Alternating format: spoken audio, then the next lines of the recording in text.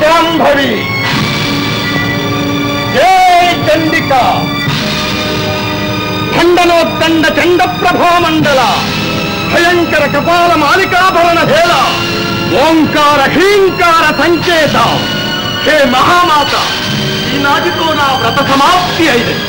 ఉజ్వల రూపిణి ఉపాసకుని ఉపేక్షించకు, పరాలనందింప విరాల రావే మాత, మహామాత, జగన్మాత. ఆత్మార్పణ చేస్తే అమ్మ కనిపిస్తుంది, తల నరికి ఇస్తే తలచిన వరమిస్తుంది. అవునటే అశ్వనీ పిశాచి, అదెంత పని? 1000 ఊహల రేకులు విచ్చుకున్న నా తలపువ్వు కోసి తల్లి పాదాలను అలంకరించుని, నా కవోత్సవ రుధిర ధారణతో కన్న తల్లి పాదాలు కడుగుతుని. జై భైరవి.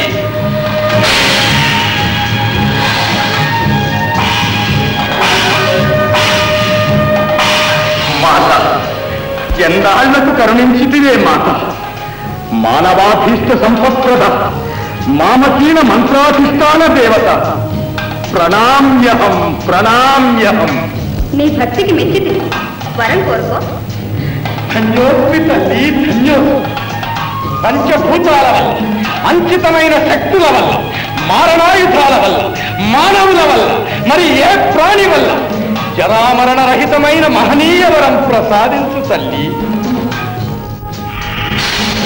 నీ మంత్రశక్తులు మానవ కళ్యాణానికి ఉపయోగించి మంచి మార్గాన నడిచినట్లయితే నీకు మరణం ఉండదు. అలా కాని నాడు ఈ రాజ్యమేనే మహారాజు పట్టపుదేవికి పుట్టబోయే మొదటి బిడ్డ వల్ల నీకు మరణం తప్పదు.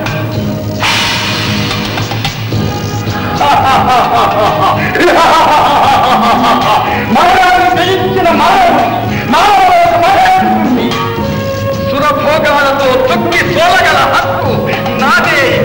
మధుర మందార చందనవనాలు ఇక నా జీవితంలోని క్షణ క్షణాలు. అచ్చచ్చ అశ్వనీ పిశాచి, ఎందుకే సకిలింపు? మంచిగా ప్రవర్తించినప్పుడేగా మరణం లేనిది.